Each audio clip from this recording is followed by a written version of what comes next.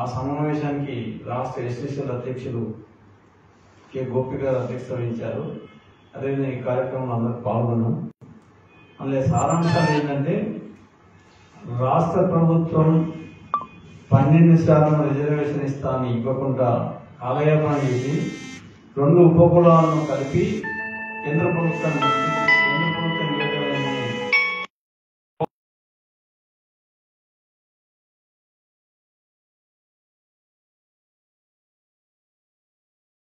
కనీసం 3.94% జనాభా రిజర్వేషన్ ఇవ్వకపోవడం వలన నిరుద్యోగులైనటువంటి గిరిజనులకు అన్యాయం జరుగుతుంది. దాని తక్షణమే ఈ రాష్ట్ర ప్రభుత్వం సవరించి జీవో ఇచ్చి ఉద్యోగ అవకాశాలు గిరిజనులకు కల్పించాలి. ఆ విధంగా కల్పిస్తే గిరిజనులకు న్యాయం చేసి దామాషా ప్రకారంగా మాకు రావాల్సిన వాటా వస్తుందని రాష్ట్ర ప్రభుత్వాన్ని డిమాండ్ చేస్తున్నాం. అదేవిధంగా పోడు భూములకు పట్టాలు ఇస్తామని ఇప్పటికీ పట్టాలు ఇవ్వకపోవడం చాలా బాధాకర విషయం. ఎక్కడైతే వాస్తవికంగా ఉన్నటువంటి వ్యక్తులకు పోడు భూములకు పట్టాలు ఇవ్వాలని ఈ రాష్ట్ర ప్రభుత్వాన్ని డిమాండ్ చేస్తున్నాం. అదేవిధంగా కేంద్ర ప్రభుత్వం ఉమ్మడి జాబితాలో ఉన్నటువంటి ఆంధ్రప్రదేశ్ తెలంగాణ విడిపోతున్నప్పుడు మాకు గిరిజన యూనివర్సిటీ ఇస్తా ఉన్నారు. ఆ గిరిజన యూనివర్సిటీ ఈ రాబోయే విద్యా సంవత్సరం నుంచి తక్షణమే నెలకొల్పాల్సిన అవసరం ఉన్నది. అదేవిధంగా బయ్యారం ఉక్కు ఫ్యాక్టరీ కూడా ఇమీడియట్ గా నెలకొల్పి నిరుద్యోగ యువతకు అవకాశాలు ప్రభుత్వం గిరిజనులని చిన్నచూపు చూడకుండా వాళ్ళకు ఇచ్చినటువంటి హామీలని తక్షణమే మన నెరవేర్చాలని డిమాండ్ చేస్తూ గ్రామ పంచాయతీలుగా తాండాలను నిర్ణయం చేసి గ్రామ పాలక వర్గాలు ఏర్పడ్డాయి. కానీ వాటిని రెవెన్యూ పంచాయతీలు చేయాలని, అదేవిధంగా గిరిజన ప్రాంతంలో ఉన్నటువంటి ఉసుక కానీ మన గ్రానైట్ మైనింగ్ వాటిని ఏదైతే ఉందో గిరిజన సంఘాలకి ఇవ్వాలని ఈ టీడీపీ తరఫున రాష్ట్ర ప్రభుత్వాన్ని డిమాండ్ చేస్తున్నాం. ఈ కార్యక్రమాలన్నీ కూడా రాష్ట్ర ఎస్టీసీల తరఫున చేయాలని నిర్ణయం చేసినాం. ఇక ముందు కూడా కొనసాగిస్తారని కోరుతూ రాష్ట్ర ఎస్టీసీల ప్రెసిడెంట్ గోపి గారిని మాట్లాడుతున్నారు. ఈరోజు రాష్ట్ర ఎస్టీసీల సమావేశం అయిన అందరికీ మా గిరిజన వాళ్ళకి టీడీపీ ఎస్టీసీల నుంచి అందరికీ నా నమస్కారం. ఎప్పుడైతే ఆ రోజు గిరిజన వాళ్ళకి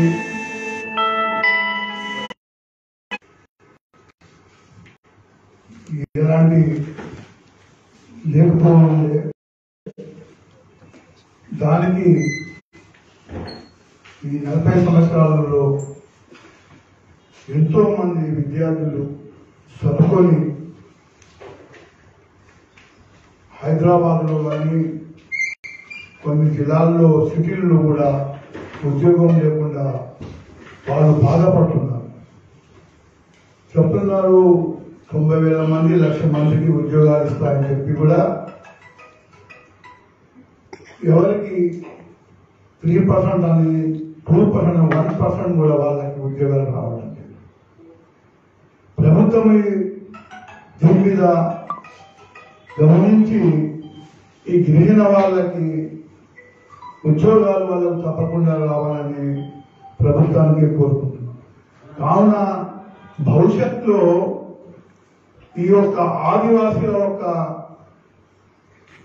రూపకల్పన చూసి వాళ్ళు కొద్దిగా ఎప్పుడైతే ఎలక్షన్లు అవుతాయో అప్పుడే హామీలు ఇవ్వడం జరుగుతుంది. కానీ మొన్న నాగార్జున సాగర్ అక్కడ స్వయంగా ముఖ్యమంత్రి వెళ్ళేసి నేను ఉన్నాను, మీరు భూపడకండి, గిరిజనులు మీ యొక్క ఓటుని ఉపయోగించి మీరు టీఆర్ఎస్ కి గెలిపిస్తే తప్పకుండా మీకు మీ యొక్క రుణపడి ఉంటానని చెప్పి అక్కడ మీటింగ్లో చెప్పడం జరిగింది. కావున ఈరోజు ఎందుకు ఇలా చెప్తున్నారు. ఈరోజు అసెంబ్లీలో చెప్తున్నారు ఎస్సీలకి 10 లక్షల రూపాయలు ఇస్తామని చెప్తున్నారు. వీళ్ళు ఎస్టీలు ఎక్కడ వెళ్ళారు, బీసీలు ఎక్కడ వెళ్ళారు, ఇంకా చాలా కులాల వాళ్ళకు దగ్గర ఇల్లు లేకుండా కూడా పోతున్నారు. నాకు ఎక్కడి నుంచో సిద్దిపేట కాన్స్టిట్యూన్సీ నుంచే ఫోన్లు వస్తాయి. ఉన్నదానికి ఇల్లు లేదు, ఇప్పుడు కూడా గుడిసెలనే ఉన్నాము, వాళ్ళ పార్టీ వాళ్ళకి ఇల్లు ఇస్తున్నారు, గరీబ్ వాళ్ళకి ఇల్లు ఇవ్వడం లేదు. ఏమైనా చెప్పడానికి పోతే పోలీసుల మీద కనీసం సర్టిఫికెట్ కూడా ఇవ్వడం కూడా వాళ్ళు మానేస్తున్నారు. కావున మీరు దయచేసి దీనికి పట్టించుకొని మీరు ప్రభుత్వాన్ని కూడా కొద్దిగా ఒక పేదవాళ్ళకి ఈ గృహ నిర్మాణం కానివ్వండి, ఎలాంటి ఈరోజు కోవిడ్ వల్ల చాలా మంది ఉద్యోగాలు లేక బాధపడుతున్నారు. వాళ్లకు కనీసం కూలి పని కూడా దొరకడం కష్టమైపోయింది. ఇలాగా రాబోయే రోజులు ఇలాగే ఉంటే గిరిజన వాళ్ళ పరిస్థితి ఏంటి? పంటలు లేవు, మీరు చెప్తున్న నీళ్లు వస్తున్నాయని చెప్తున్నారు, నీళ్లు లేవు. అక్కడ చెప్తారు వరంగల్ మిర్చి యార్డులు అంటున్నారు 20,000 అంటే వాళ్ళు అంటున్నారు 50,000 అంటున్నారు. మీరే మీడియాకి చూసేంత కొద్దిగా మీరు తెలుసుకొని ఈ ప్రభుత్వం మీరు న్యాయం చేయాలని కోరుకుంటూ సెలవు తీసుకుంటున్నాను. జై ఎన్టీఆర్, జై తెలుగుదేశం.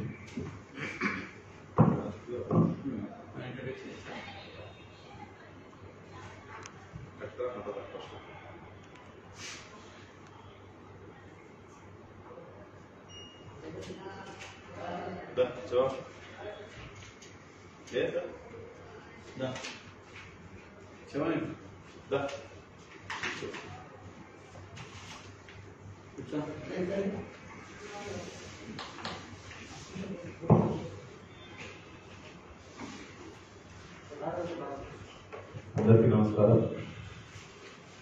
ఈరోజు ఈ మీడియా సమావేశం ముఖ్య ఉద్దేశం గిరిజన రిజర్వేషన్, అలాగే ఉద్యోగ నోటిఫికేషన్ ఏదైతే అసెంబ్లీ సాక్షిగా ప్రకటన చేశారో దాన్ని వెంటనే కార్యాచరణ రూపొందించి ఇప్పుడు ఏదైతే 80,000 ప్రకటించినారో ఆ 80,000కు వెంటనే నోటిఫికేషన్ అనేది ఒకటి రిలీజ్ చేయాలి. ఇంకొకటి, ఇప్పుడు కొంతమంది మేము బయట తిరుగుతున్నాం చూస్తుంటాం కదా, అది ఎవరు కష్టపడ్డారో ఏంటి అనేది ప్రజలకు తెలుసు. రాష్ట్రంలో ఉన్న 33 జిల్లాల్లో 33 కలెక్టరేట్లకు తెలుగుదేశం పార్టీ బృందం వెళ్లి కలెక్టర్లకు మెమోరం ఇచ్చింది.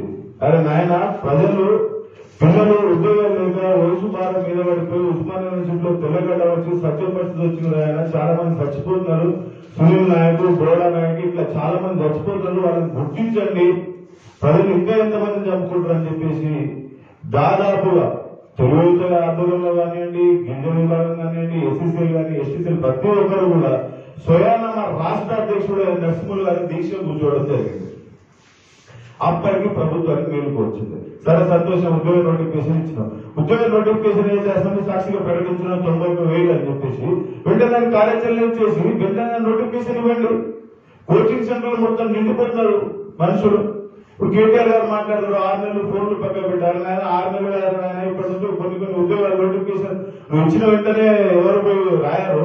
నోటిఫికేషన్ కార్యాచరణ ఇస్తే ప్రిపేర్ అయ్యేవారు అవుతుంటారు కదా, ఆ ప్రిపేర్ అవుతున్నారు. కరెక్ట్ ఆ టైంకి మీరు ఉద్యోగాలు ఏదో ఎలక్షన్ నోటిఫికేషన్ అంటారు. వాళ్ళ ఆ ఎలక్షన్ నోటిఫికేషన్ వచ్చేటప్పటికి మీరు ఓట్ క్లాసింగ్ మ్యానిపులేట్ చేసి ఇంక పంపించేస్తారు. ఆ అసెంబ్లీలో గతంలో 2007లో కేసీఆర్ గారు వచ్చారు. రిజర్వేషన్ పెంచాలనే ముఖ్య ఉద్దేశం దేనికంటే ఈ రోజు ఉద్యోగ నోటిఫికేషన్ ఏదైతే ఇచ్చిండ్రో మెయిన్ గా దీంట్లో లాస్ అయ్యేది ట్రైబల్స్, ఆదివాసులు, గిరిజనులు. ఈ ఆదివాసీ గిరిజనులకు రిజర్వేషన్ పెంచితే మాకు రావాల్సిన ఉద్యోగాలు మాకు వస్తాయి కదా. మాకు మెడికల్ సీట్లో లాస్ అవుతున్నాం, ఇంజనీరింగ్ సీట్లో లాస్ అవుతున్నాం, ప్రతి దాంట్లో లాస్ అవుతున్నాం. ఇప్పటికీ ఈ రోజు కూడా ఇంకా ఎన్ని రోజులు ఇట్లా మాకు అన్యాయం జరుగుతుంది. తప్పకుండా ఏదైతే ముఖ్యమంత్రి గారు మంత్రులు, ముఖ్యమైన మంత్రులు ఎవరైతే ఉన్నారో దయచేసి మీరు ఒకసారి ఆలోచించండి. ఈ రోజు లంబాడి తెగ అనేది, గిరిజన తెగ అనేది 50 లక్షల తెగ తెగ, ఈ 50 లక్షల తెగ దాదాపు వాళ్ళు ఓట్లు వేస్తే 35 స్థానాల్లో గెలుస్తారు. ఏ పార్టీ అయినా వాళ్ళ ఓట్లు ఒకే తెగ వాళ్ళు ఒకే క్యాండిడేట్ ఓటేస్తే 35 సీట్లలో గెలుస్తారు. డిసిషన్ ఫ్యాక్టర్ ఉన్నది 52 సీట్లలో. కాబట్టి ఆలోచించాలా, మనం రిజర్వేషన్ ఎందుకు పెంచాలనుకుంటున్నాము? తెలంగాణ రాకముందు మీరే చెప్పారు తెలంగాణ వస్తే ఏమేమి మేలు జరుగుతాయి, నీళ్లు నిధులు నియామకాలు. ఓకే, సంతోషం, అవి జరిగినాయా జరగలేదా మీకు తెలుసు, ప్రజలందరికీ తెలుసు. కానీ మెయిన్ గా లాస్ అయ్యేవారు ట్రైబల్స్. ఈ ట్రైబల్స్ ఎందుకు లాస్ అవుతారో మీకు కూడా తెలుసు. ప్రత్యేకంగా ఉమ్మడి రాష్ట్రం ఉన్నప్పుడు 6%, 33 తెగలు. ఇప్పుడు ప్రత్యేక తెలంగాణ ఉన్నప్పుడు 13 తెగలు, ఇక్కడ 10% జనాభా. ఇది కూడా 2011 పాపులేషన్ ప్రకారం. ఇప్పుడున్న పాపులేషన్ 12% అవుతుంది. కానీ పాపులేషన్ ఇస్తున్నాను లేదు. ఈ పాపులేషన్ ప్రకారం రిజర్వేషన్ అమలు చేస్తున్నా లేదు. ఏమంటే రిజర్వేషన్ నా చేతిలో లేదు, కేంద్రానికి పంపించినట్టు. గతంలో 86లో ఇదే Telugu Desam party chief secretary sign చేసి ఇచ్చిన రిజర్వేషన్ 4 నుంచి 6% పెంచాలని చెప్పేసి. ఎందుకు మనకి చీఫ్ సెక్రటరీ లేదా? ఉన్నారు కదా. ఇక్కడ కాదా? అవుతుంది. 2 కులాలకు కలుపుతా అంటాడు. ఏ నమూనా ప్రకారం కలుపుతున్నావు చెప్తున్నా, కొన్ని అసెంబ్లీలో వివరిస్తున్నా. ఎంతసేపు నేను కేంద్రానికి పంపించా. దేనికి పంపించినాం? ట్రైబల్ రిజర్వేషన్ ని ముస్లిం రిజర్వేషన్ తో కలిపి పంపిస్తే ఎట్లా ఆమోదిస్తారు కేంద్ర ప్రభుత్వం, బీజేపీ ప్రభుత్వం? మీకు తెలియదా? ఇది నాన్సుడు బేరం కాదా? ఇది ఒకసారి ఆలోచించాలి మనం కూడా. ఇప్పుడు ప్రజలు పిచ్చోడు కాదు. ఈ రోజు ఏమైనా అంటే గిరిజనులకు రిజర్వేషన్, మా దాంట్లో మా కొట్లాటలు పెడతావు, నువ్వే మన రిజర్వేషన్ రెస్క్యూ లంబాడని చూసేయాలంటారు.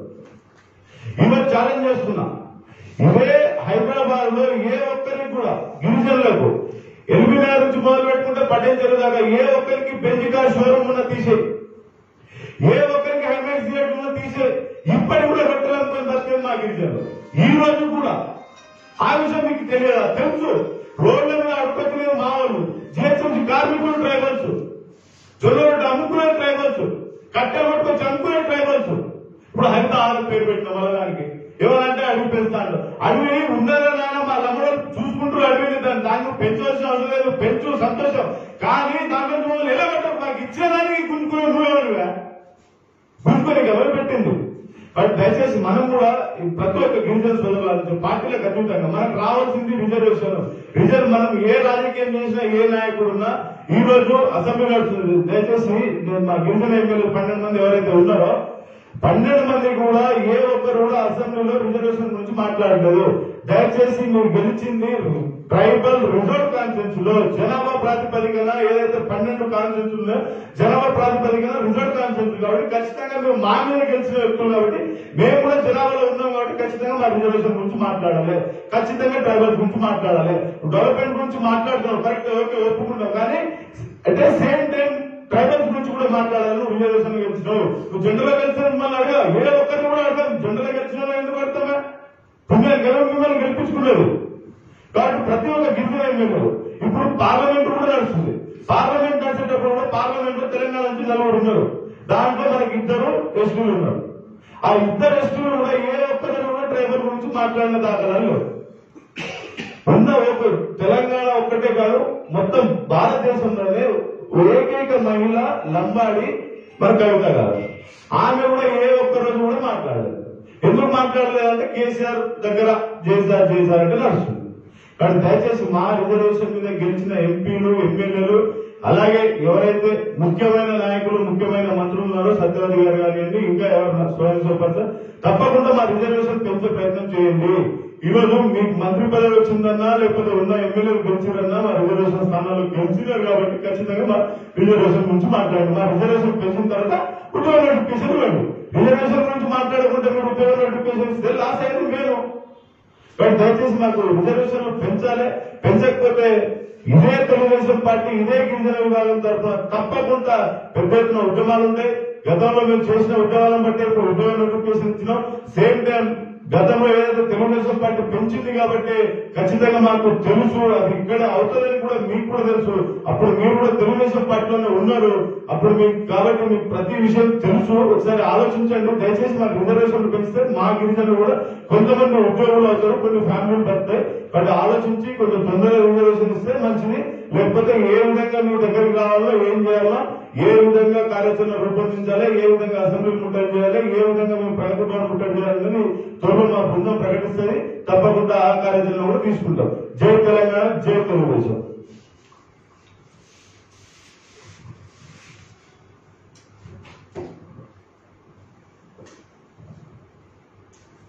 ఈరోజు టీటీడీపీ ఎస్టీ సెల్ ఆధ్వర్యంలో తెలంగాణ రాష్ట్రంలో గిరిజనుల పరిస్థితిపై ప్రెస్ మీట్ ఏర్పాటు చేసే TTDP ST cell chairman Gopi గారు, టీటీడీపీ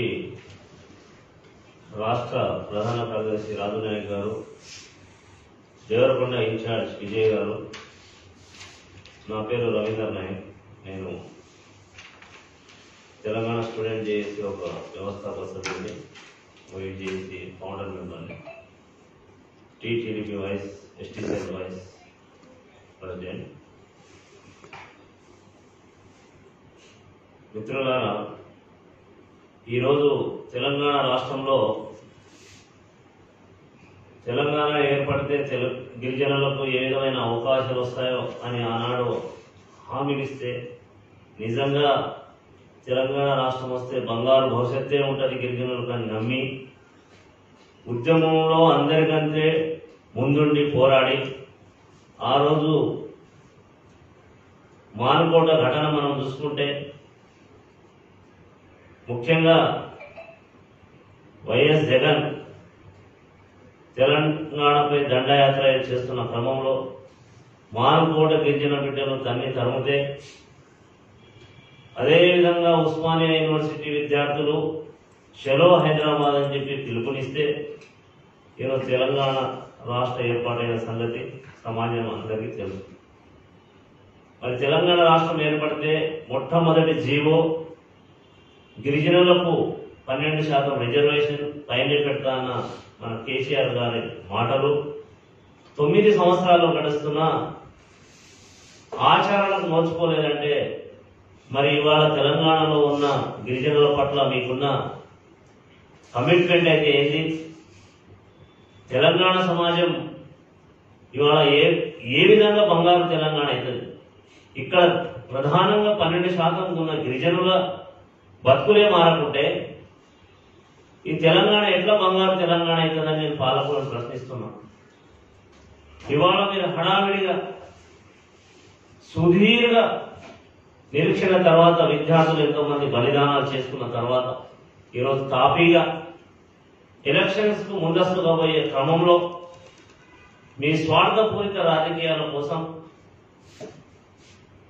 నోటిఫికేషన్లు ఇస్తామని చెప్పేసి అసెంబ్లీలో ఆర్భాటం చేసి వాటిలో ఉన్న లోపాలని లొసుగుల్ని సవరించకుండా ఆ జీవోలని ఆ వయోపరిమితిని పెంచే క్రమంలో రేపు కోర్టులో సాంకేతికంగా ఏ విధమైతే ఇబ్బందులు ఉంటాయో విద్యా అర్హతల్ని కూడా మీరు నిర్దేశించకుండా దాదాపు 54 సంవత్సరాల వరకు ఇవాళ విద్య అంటే వయోపరిమితి పెంచారు.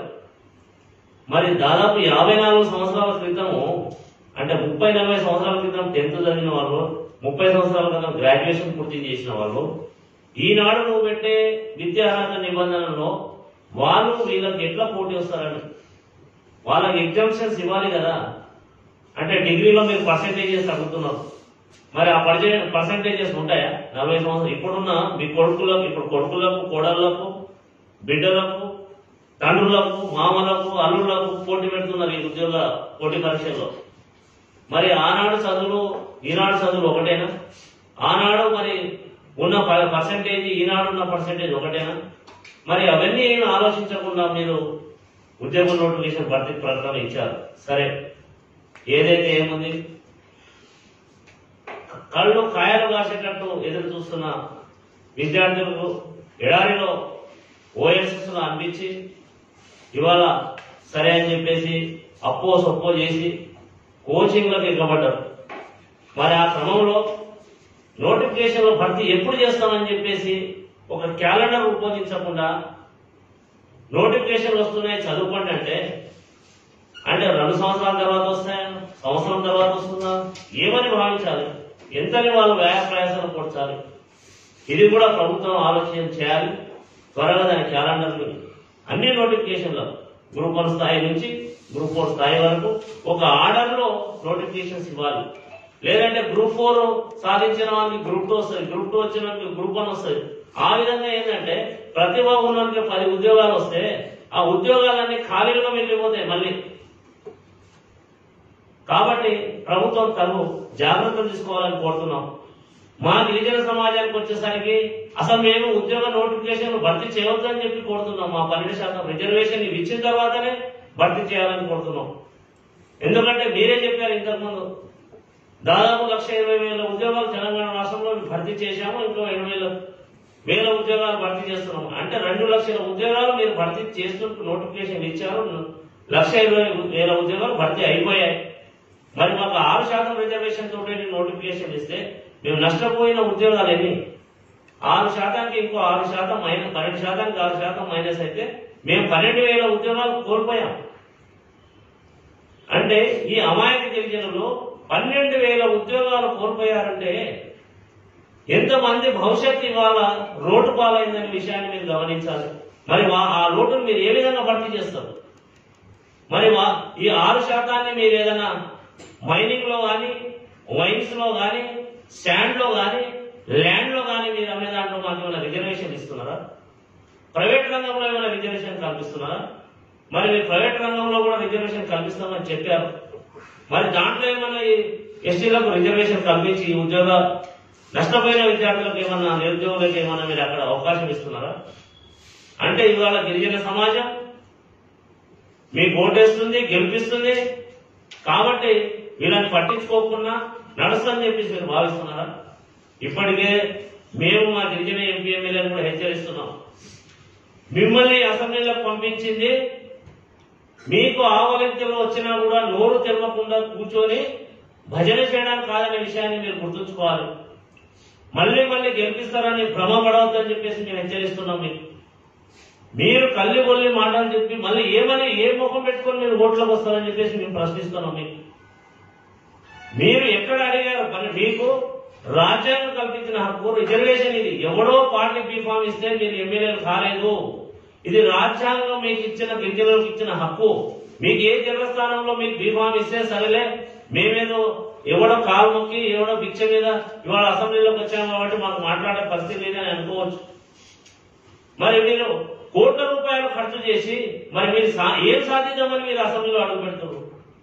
చదువురాని సన్యాసులు, ప్రశ్నించలేని దద్దమ్మలు, మీరందరూ మా జాతి తరఫున మీ ఆత్మగౌరవాన్ని తాకట్టు పెట్టుకొని ఇవాళ ప్రజలకు ఏం ఉద్ధరిస్తామని వచ్చి కూర్చున్నారని చెప్పి మేము ప్రశ్నిస్తాం ఇవాళ మిమ్మల్ని. మిత్రులారా, రిజర్వేషన్ అంశానికి వస్తే మనం చాలా నష్టపోయాం. ఇంకా పోడు భూముల విషయానికి వస్తే ప్రతి సంవత్సరం ఒకటే పాట, ఒకటే మాట, ఇదిగో పట్టాలు ఇస్తున్నాం, అదిగో పట్టాలు ఇస్తున్నాం అని. పోడు భూములకు సత్వరమే పట్టాలు ఇవ్వాలి, 170 యాక్ట్ ని పరిరక్షించాలి, ఐటీడీఏలకు నిధులు ఇచ్చి వాళ్ళ అభివృద్ధికి దోహదపడాలి. అదేవిధంగా మైదాన ప్రాంత ఐటీడీ అని చెప్పేసి మన సంక్షేమ భవన్ లో ఒక బోర్డు ఏర్పాటు చేశారు. దానికి నయా పైసా లేదు, ఒక కార్యాలయం లేదు, ఒక ఆఫీసర్ లేదు, అతి లేదు, గతి లేదు. మరి ఏం లేని మైదాన ప్రాంత ఐటీడీ అని బోర్డు ఎందుకు పెట్టుకున్నారని మేము ప్రభుత్వాన్ని ప్రశ్నిస్తున్నాం. మళ్ళీ ఆ రోజు సమైక్యాంధ్రలో జరిగిన అదే నష్టమే ఇక్కడ జరుగుతుంది. మన తెలంగాణ సాధించుకునేది ఎందుకని చెప్పేసి మేము ప్రశ్నిస్తున్నాం. మరి ఏం ఉద్ధరిస్తామని చెప్పేసి మీరు తెలంగాణ వస్తే మన బతుకులు బాగుపడతాయని మాకు హామీలు ఇచ్చారని మేము ప్రభుత్వాన్ని ప్రశ్నిస్తున్నాం. ఎక్కడ ఉన్న బోర్డులకు అక్కడే దుమ్ము పట్టిపోయినాయి కానీ ఎక్కడ నిధులు కేటాయించలేదు. అదేవిధంగా గ్రామ పంచాయతీలు చేశారు కానీ రెవెన్యూ గ్రామ పంచాయతీలు చేయలేదు. మరి రెవెన్యూ గ్రామ పంచాయతీలు చేయకుంటే ఏ విధంగా తండాలు అభివృద్ధి చెందుతాయని మేము ప్రభుత్వాన్ని ప్రశ్నిస్తున్నాం. అదేవిధంగా రైతుల లోన్స్ తీసుకుంటే ఉమ్మడి రాష్ట్రంలో ఒక జిల్లాలో వేలాదిగా యూనిట్స్ వచ్చేవి. ఏ సంవత్సరానికి ఆ సంవత్సరానికి గ్రౌండింగ్ చేసి యూనిట్లు ఏర్పాటు చేసుకుని బ్యాంకులు లోన్ ఇచ్చేవి, రుణాలు ఇచ్చేవి. మరి ఇప్పుడు చూసుకుంటే 3 సంవత్సరాల నుంచి ఇచ్చేవే తక్కువ యూనిట్స్, జిల్లాల వారిగా గ్రామాల వారిగా అయితే ఒకటి కూడా రావు. మరి అలాంటి పరిస్థితిలో ఏ విధంగా నిరుద్యోగ సమస్య తీరుతుందని మేము ప్రభుత్వాన్ని ప్రశ్నిస్తున్నాం. అదేవిధంగా గిరిజన యూనివర్సిటీ బైఫర్కేషన్ యాక్ట్ లో ఏదైతే పెట్టారో అక్కడి ఆంధ్ర రాష్ట్రంలో అది గిరిజన యూనివర్సిటీ స్టార్ట్ అయింది విద్యా సంవత్సరం, ఇప్పటికి 2వ సంవత్సరం 3వ సంవత్సరంగా వస్తుంది. మరి తెలంగాణ రాష్ట్రంలో గిరిజన యూనివర్సిటీ ఏర్పాటు చేయడానికి ప్రభుత్వానికి వచ్చిన నష్టం ఏంటి, కేంద్ర ప్రభుత్వానికి వచ్చిన ఇబ్బంది ఏందని ప్రశ్నిస్తున్నాం. దీనికి పేరుకే ట్రైబల్ యూనివర్సిటీ అని పెట్టారు, కానీ ఈ ట్రైబల్ యూనివర్సిటీలో గిరిజనులకు 70% రిజర్వేషన్ అడ్మిషన్లో కానీ ఉద్యోగాలు కానీ ఉండేటట్లు ఉంటేనే దీనికి ట్రైబల్ యూనివర్సిటీ పేరు పెట్టాలని మేము డిమాండ్ చేస్తున్నాం. లేని ట్రైబల్స్ కొట్లాడి ట్రైబల్ యూనివర్సిటీ చేసుకుంటే దీంట్లో సాధారణ యూనివర్సిటీ యూజీసీ నామ్స్ ప్రకారమే ఉంటాయని చెప్పేసి అదే గైడ్ లైన్స్ ఫాలో అయితే గిరిజనులకు తీవ్ర అన్యాయమే జరుగుతుంది. అదేవిధంగా జీహెచ్ఎంసీలో కానీ ఆటో రిక్షాలు నడుపుకునే కార్మికులకైతే ట్యాక్సీ నడుపుకునే వాళ్ళు ఇవాళ గిరిజన లంబాడీలు అత్యధికంగా ఉన్నారు. మరి వాళ్ళు రుణాలు తీసుకొని బ్యాంకు రుణాలు తీసుకొని ఫైనాన్స్ వడ్డీ వ్యాపారం దగ్గర తీసుకొని వాళ్ళు ఇవాళ బతుకు జట్కా బండి లాగుతున్నారు. మరి వాళ్లకు ట్యాక్స్ మాఫీ చేయాలి, అదేవిధంగా బ్యాంకు లోన్ ఇవ్వాలి. బ్యాంకు లోన్లు ఇచ్చి వాళ్ళకు తక్కువ వడ్డీ మీద ప్రభుత్వం ప్రతి టాక్సీ డ్రైవర్ కి అందరికీ కూడా ప్రభుత్వ పరంగా లోన్లు ఇవ్వాలని చెప్పేసి మేము ప్రభుత్వాన్ని డిమాండ్ చేస్తున్నాం. సంస్కృతిలో భాగం లంబాడీల జీవన విధానంలో సారాయి అనేది పండుగలకు, పబ్బాలకు, పెళ్లిళ్లకు, సావులకు ప్రతిదానికి ఇవాళ సారా తయారీ అనేది ఇవాళ జీవనంలో భాగం. అలాంటి సరాయి తయారు చేసుకునే లంబాడీలపై పీడీ యాక్ట్లు మోపి ఇవాళ జైలు పాలు చేసి వాళ్ళ జీవితాన్ని రోడ్డు పాలు చేస్తున్న విషయాన్ని మేము గుర్తించాలని చెప్పేసి ప్రభుత్వాన్ని మేము కోరుతున్నాం. ఈ విధంగా చూసుకుంటే ఇవాళ కల్తీ కళ్ళు తాగి పిచ్చోలైనరు, ఆసుపత్రి పాలైనరు, చచ్చిపోతున్నారని పత్రికల్లో చూసినాం. కానీ సరాయి తాగి ఇవ్వడం చచ్చిపోయిన విషయాన్ని మనం ఎక్కడన్నా చదివామా? మరి అలాంటి కల్తీ కళ్ళని మీరు అన్ని రకాలుగా ప్రోత్సహిస్తూ వాళ్లకు లోన్లు ఇస్తూ అన్ని వసతులు కల్పిస్తున్నారే, మరి లంబాడీలు ఏం పాపం చేసుకున్నారని వాళ్ళపైన పీడియాక్ట్ ఇస్తున్నారు అని చెప్పేసి మేము ప్రభుత్వాన్ని హెచ్చరిస్తున్నాం. ఇవాళ తెలంగాణ రాష్ట్రంలో చూసుకుంటే గిరిజనులకు దక్కింది గుండు సున్నా అనే సంగతి మేము ప్రభుత్వాన్ని తెలియజేసుకుంటున్నాం. మీరు ఏ విధంగా అయితే యుద్ధ ప్రాతిపదికన అసెంబ్లీలో నోటిఫికేషన్లు భర్తీకి మీరైతే ప్రకటన ఇచ్చారో, గిరిజనుల కోసం గిరిజన బంధుని కూడా యుద్ధ ప్రాతిపదిక మీద ప్రతి నిరుద్యోగికి, ప్రతి కుటుంబానికి గిరిజన బంధు మీరు ఇమీడియట్లీ డిక్లేర్ చేయాలి. పసిపిల్లల్ని అమ్ముకున్నది గిరిజన లంబాడీలు కదా, వలస పోయింది గిరిజన లంబాడీలు కదా. నువ్వు ఆ రోజు ఢిల్లీలో పవర్ పాయింట్ ప్రజెంటేషన్ ఇచ్చి తెలంగాణ బతుకు చిత్రం ఇట్లుంది సమైక్య రాష్ట్రంలో అని చెప్పి నువ్వు ఒప్పించి తెలంగాణ తీసుకొస్తుంది కదా. మరి ఈ రోజు తెలంగాణ ఫలాలు ఎవరికి అందుతున్నాయనే విషయాన్ని మేము ప్రశ్నిస్తున్నాం. మొట్టమొదటిగా గిరిజనుల బతుకులు బాగుపడాలి కదా తెలంగాణ రాష్ట్రంలో. మరి ఇవాళ పాలకులైనా కానీ, గిరిజనుల ఎంపీలు ఎమ్మెల్యే అయినా కానీ ఇవాళ గిరిజన దుస్థితిని అసెంబ్లీలకు మాట్లాడకపోవడం అంటే చాలా దారుణం అని చెప్పేసి మేము ప్రభుత్వాన్ని కోరుతున్నాం. ఇప్పటికైనా మీరు మీ వైఖరిని, మీ చర్యలను మీరు ఈ విధంగానే కొనసాగిస్తే ఖచ్చితంగా వచ్చే ఎలక్షన్లో మేము లంబాడీలుగా తిరుగుబాటు చేస్తాం, ఖచ్చితంగా మిమ్మల్ని ఓడిస్తామని చెప్పి హెచ్చరిస్తున్నాం.